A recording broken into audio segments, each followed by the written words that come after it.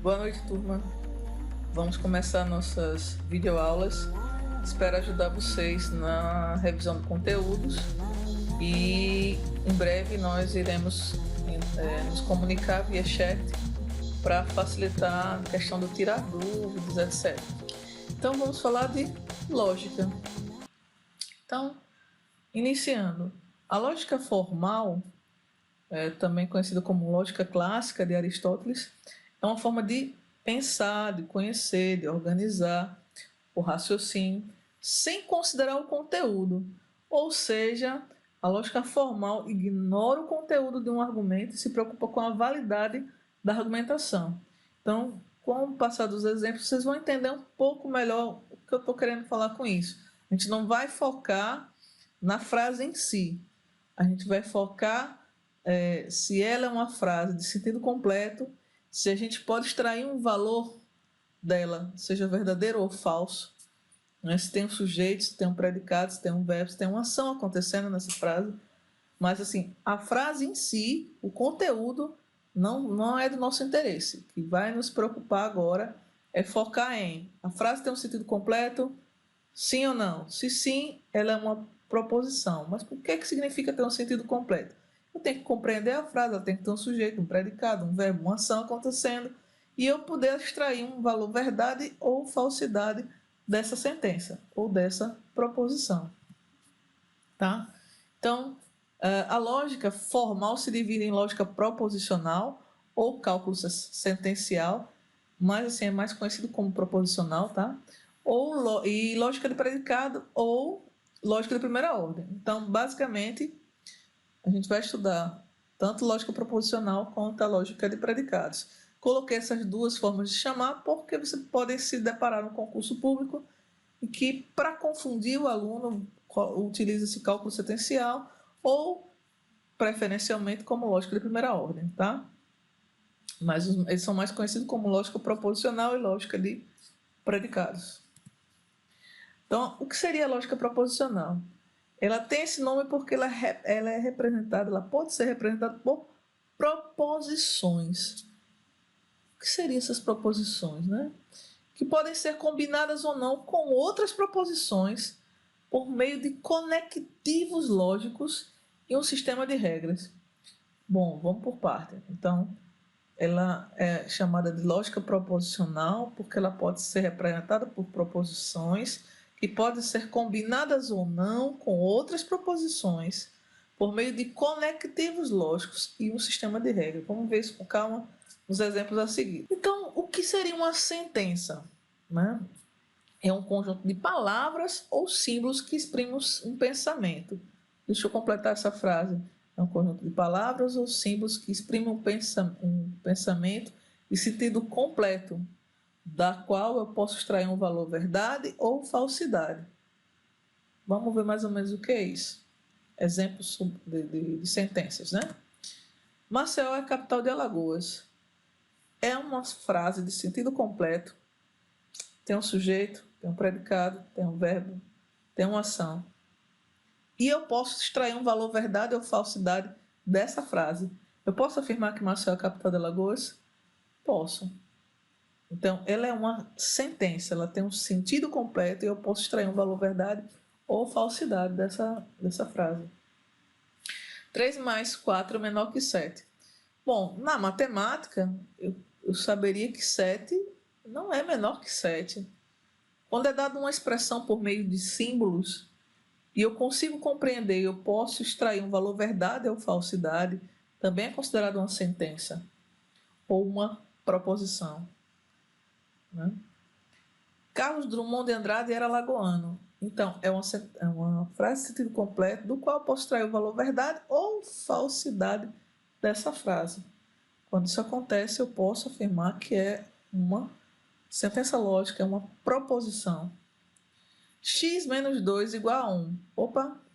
Se fosse na matemática, eu teria como extrair o valor de x e saber qual era o valor de x. Mas só que quando eu estou trabalhando com lógica, eu tenho que saber quem é o elemento. Eu tenho que saber quem é x para poder afirmar se essa sentença é verdadeira ou falsa. Se eu não souber quem é X, então a minha frase, a minha expressão, ela não tem um sentido completo, ela é inconclusiva. Sendo assim, eu não posso dizer que é uma sentença fechada ou uma sentença proposicional. Ela é considerada uma sentença aberta, porque ela não tem um sentido completo. A gente vai ver mais adiante isso. Então, o que a gente vai estudar aqui? Basicamente, as proposições. O que são as proposições? São sentenças fechadas. São frases ou um conjunto de símbolos que exprimem o sentido completo, da qual eu posso extrair um valor verdade ou falsidade dessa frase. E ela tem que ter um sujeito, um predicado, um verbo, uma ação acontecendo, tá? Para que eu possa considerar uma sentença ou proposição, que seria o quê? Um conjunto de frases, de palavras ou símbolos, né? Da qual eu posso extrair um pensamento de sentido completo e dele extrair um valor verdade ou falsidade, ok? Então, recapitulando, sentença aberta. Você viu que o x menos 2, né, nessa frase anterior, igual a 1, eu não tenho sentido completo. É um pensamento inconclusivo, porque se eu não sei quem é x, é uma incógnita. Então, se é uma incógnita, eu não posso afirmar se é verdade ou falsidade aquela sentença. Para ser uma sentença fechada, ela tem que ter sentido completo. Então, 3x mais 2 maior que 11, volto a dizer, se fosse na matemática, eu teria como responder isso. Resolveria essa inequação do primeiro grau. Mas, quando eu estou trabalhando com lógica formal, eu tenho que saber o valor do x para poder dizer ali se era verdade ou falsidade. Se eu não sei se é uma incógnita, é considerada uma sentença aberta. Se é uma sentença aberta, ela não imprime um pensamento conclusivo. Eu não tenho como afirmar ou negar essa frase.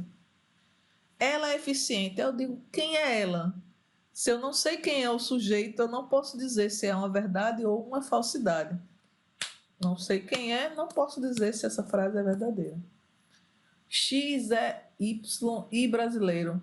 Eu não sei nem quem é X, nem quem é Y, não posso afirmar que é brasileiro. X é Y e brasileiro. Então, eu teria que saber quem é X e Y para saber se a frase é verdadeira ou falsa.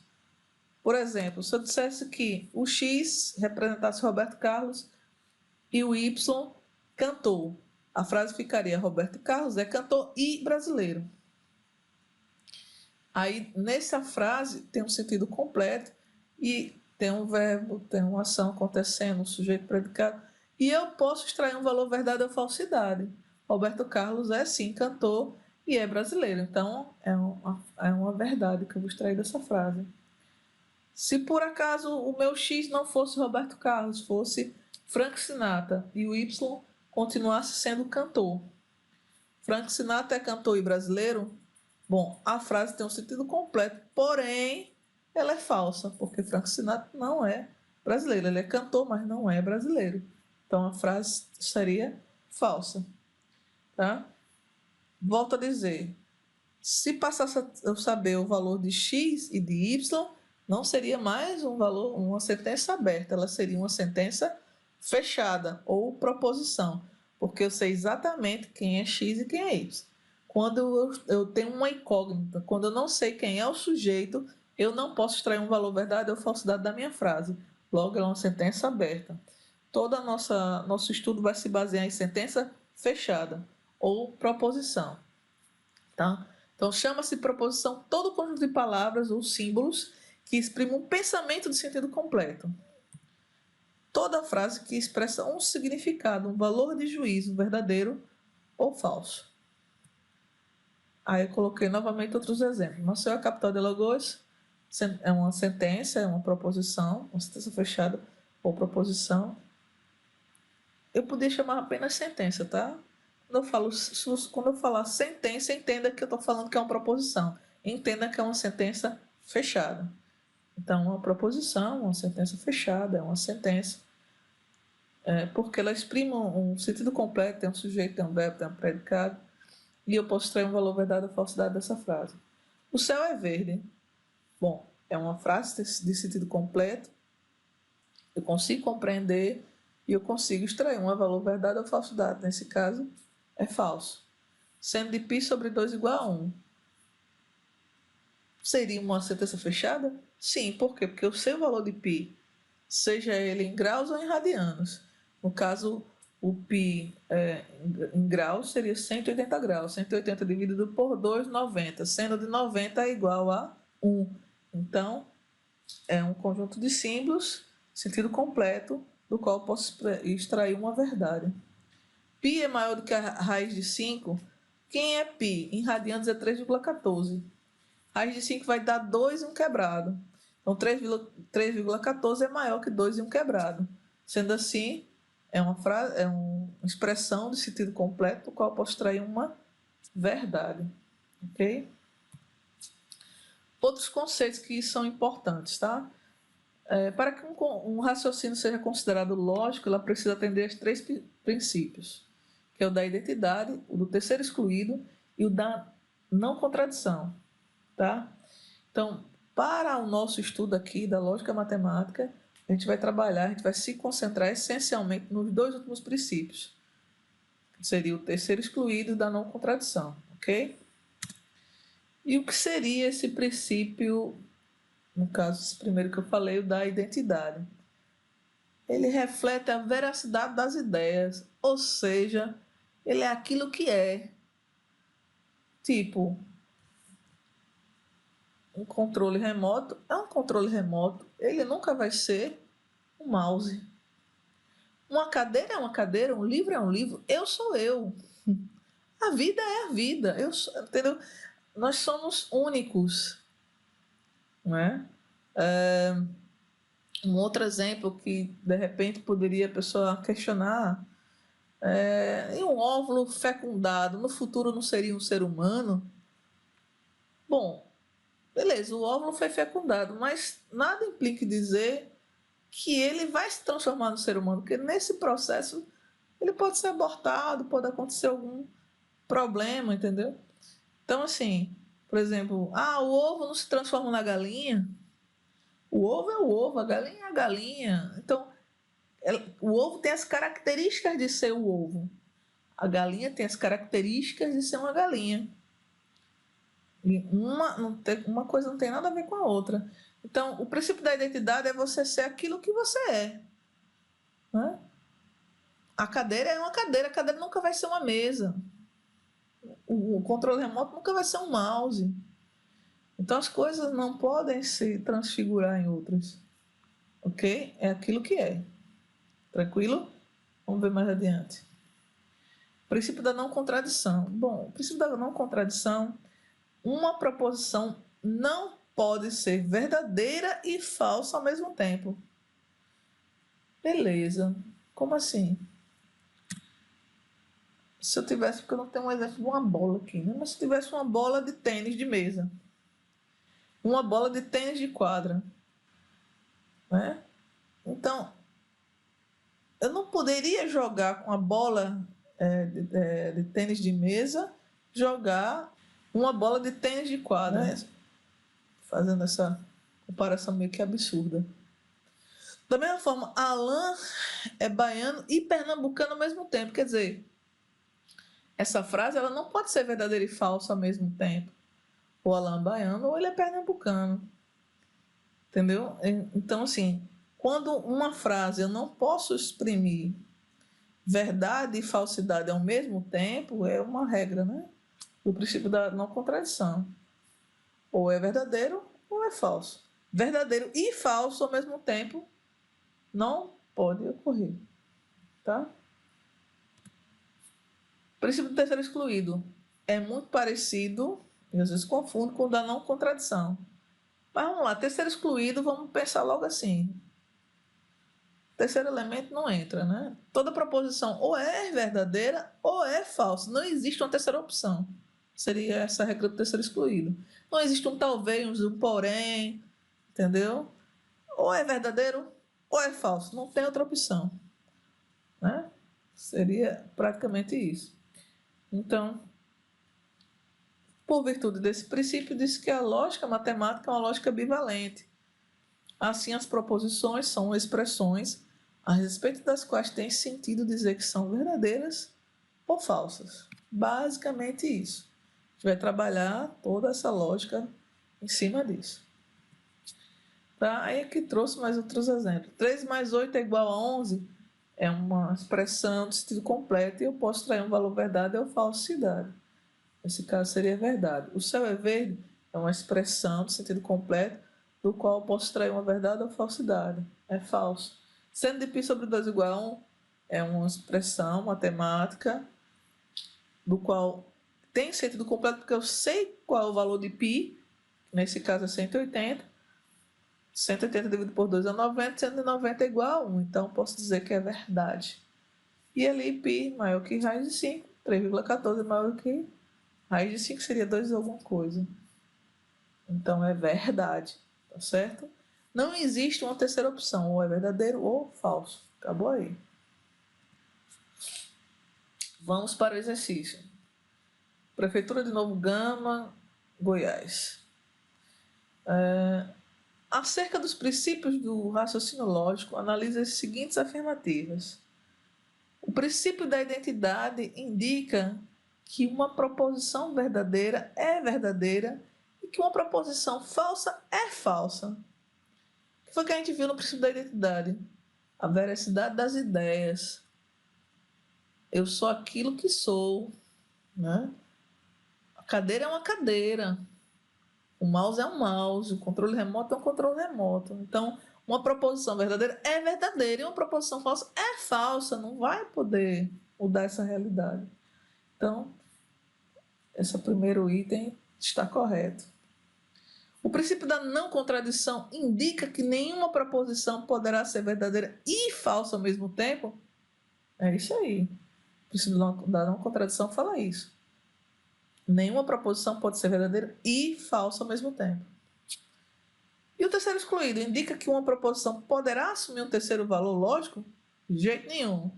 Terceiro excluído, já está dizendo, estou excluindo o terceiro elemento. Só existe verdadeiro ou falso. Então, qual seria a resposta dessa questão? Seria apenas as afirmativas 1 e 2 estão corretas. Letra A. Beleza? Outras observações. Frases que não são consideradas proposições, né? Frases interrogativas. Qual é o seu nome? Você ia dizer verdadeiro? Falso? Não. Não dá para você exprimir o sentido completo. Frases exclamativas. Que linda essa mulher! Se tem exclamação, não é considerada uma proposição. É uma sentença aberta, ela não tem o sentido completo. E ainda assim eu não saberia que mulher é essa para dizer se era linda ou não. Não sei quem é o sujeito. Frases imperativas. Estude mais. Eu estou mandando fazer alguma coisa, não tenho... Estude mais. Verdadeiro? Falso? Não dá, né? Então, frases imperativas não dá para você extrair um valor verdade ou falsidade dela. Frases optativas. Deus te acompanhe. Eu sei que o exemplo não foi muito legal, assim, muito fácil de enxergar. Mas é uma opção, ele vai lhe acompanhar ou não. Frase sem verbo. O caderno de Maria. Verdadeiro? Falso? Não dá, né? Então, se não tem verbo, não é considerada proposição. Ou seja, não é uma sentença fechada. Frases com incógnitas. O valor lógico da sentença depende do valor, né, do nome atribuído à variável. Ou seja, x é maior que 2, eu não sei quem é x. Se tem uma incógnita, eu não tenho como exprimir um valor verdadeiro ou falso dessa frase, não tenho como, dessa sentença. Eu não tenho como responder a isso. Se eu não consigo responder verdadeiro ou falso, não é considerada uma proposição, é considerada uma sentença aberta. Ela é inconclusiva. X mais Y igual a 10, a mesma coisa, ela é inconclusiva, porque tem incógnita. Z é a capital do Chile. Se eu soubesse quem era Z, seria uma proposição. Como eu não sei, é uma incógnita, então ela é uma sentença aberta. Tranquilo? Favorável?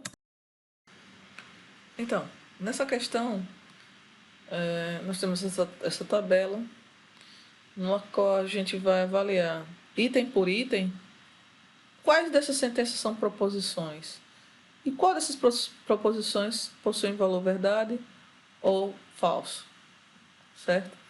Então, primeiro item, letra A. Curitiba é capital do Paraná? É uma proposição, sim ou não? Eu digo que sim. Por que é uma proposição? Porque é uma frase de sentido completo, eu tenho sujeito, eu tenho predicado, eu tenho verbo.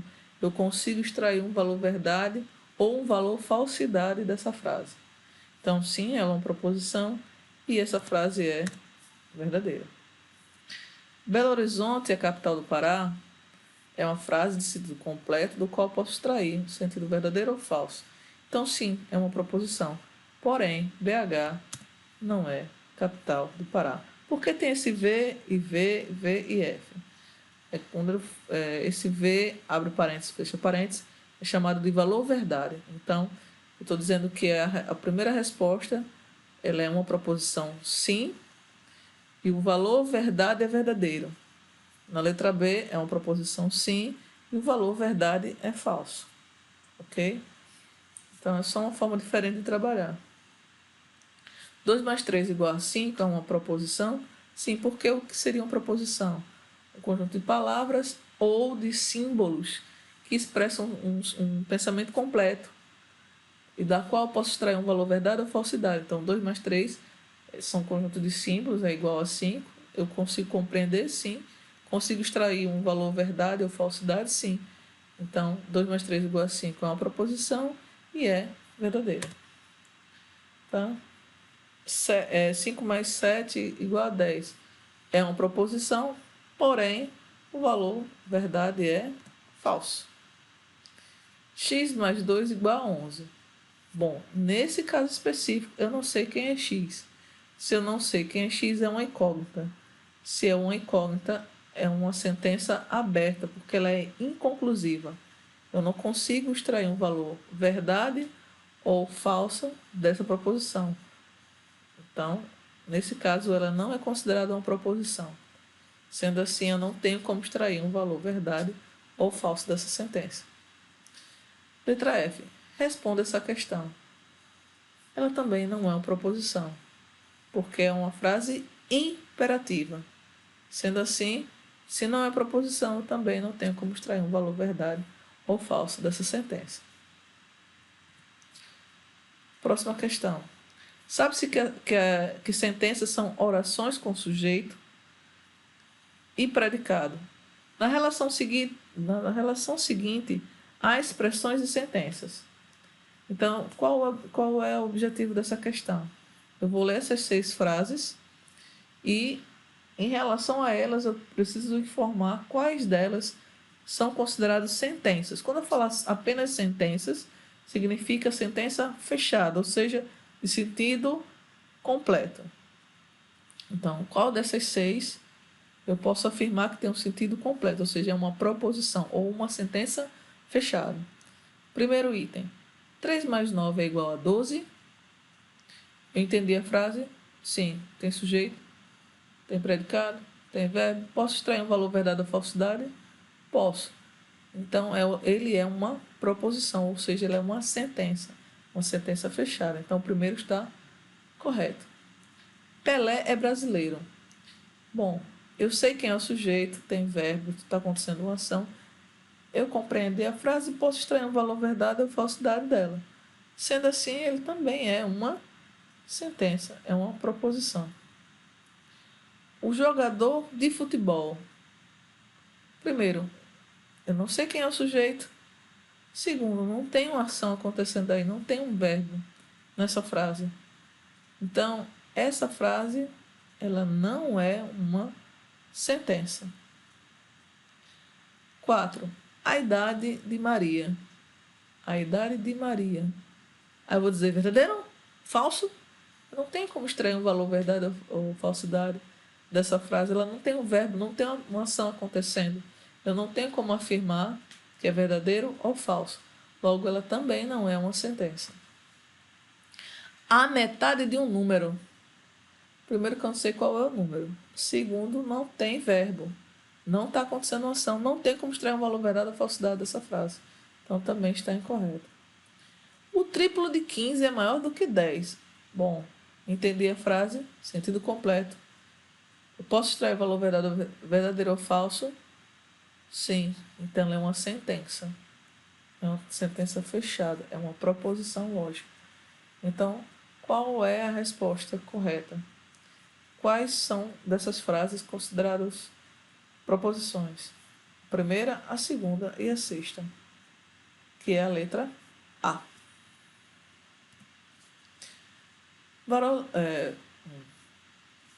Valores lógicos das proposições. Então, chama-se de valor lógico de uma proposição a verdade, se a proposição é verdadeira, e a falsidade, se a proposição é falsa. Como no exemplo de Curitiba, aquela tabelinha. Valor verdadeiro valor lógico verdadeiro, valor lógico falso. Né? Então, por exemplo, o mercúrio é mais pesado que a água. É uma sentença de sentido completo, do qual posso extrair um valor verdade ou falsidade. E a frase, ela é verdadeira. Letra B. Então, que faz assim, V de A igual a V. Então, o valor lógico da frase A é verdadeiro. Certo? O Sol gira em torno da Terra. É uma frase de sentido completo, do qual posso extrair um valor verdade ou falsidade. Sendo assim, ela é uma proposição. Então, ela é uma proposição. E eu posso extrair um valor verdade ou falsidade. O Sol gira em torno da Terra? Falso. Então, o valor lógico de B igual a falso. Então, aqui. O valor lógico de A igual a verdadeiro e o valor lógico de B igual a falso. Próximo. Proposições simples e compostas. Então, proposição simples também pode ser chamada de atômica, mas não é tão usual. Quando é que eu sei que uma proposição é simples? Quando não contém nenhuma proposição como parte integrante de si mesma. A frase não ajudou. Vamos repensar. Se eu falo assim, o céu é azul, é uma frase de sentido completo. Tem um sujeito, tem um predicado, tem um verbo, tem uma ação acontecendo aí. Ela não está juntando uma frase com a outra, ela é apenas uma frase, com sujeito, predicado e verbo. Certo? Então, quando eu só tenho uma frase simples, que não está se conectando com nenhuma outra frase, ela é considerada proposição simples. Né? E elas podem ser representadas por letras minúsculas, que são chamadas letras proposicionais. Geralmente foi adotado, né, que elas começam a ser representadas pelas letras minúsculas a partir do meio do alfabeto para o final. Então, toda proposição simples a gente, né, por notação, as pessoas definiram, os pesquisadores, os professores, os estudiosos dessa matéria, né, definiu que essas letras proposicionais, para representar a proposição simples, seriam minúsculas e que começaria da metade do alfabeto para o final. Ah, Jaqueline, mas você poderia utilizar sem ser nessa sequência? Poderia, mas na hora de você, quando a gente chegar no estudo da tabela verdade, ia atrapalhar um pouquinho, tá? Então, o ideal é que você siga essa lógica das letras proposicionais minúsculas a partir do meio do alfabeto para o final, para a representação de proposição simples. Como é que seria isso? Se eu digo a frase está nevando, então está nevando, esse P estaria representando toda essa frase. Está frio. Eu coloquei o quê? Porque eu estou seguindo uma sequência. Se tivesse outra frase, colocaria o R. Se tivesse outra frase, colocaria o S.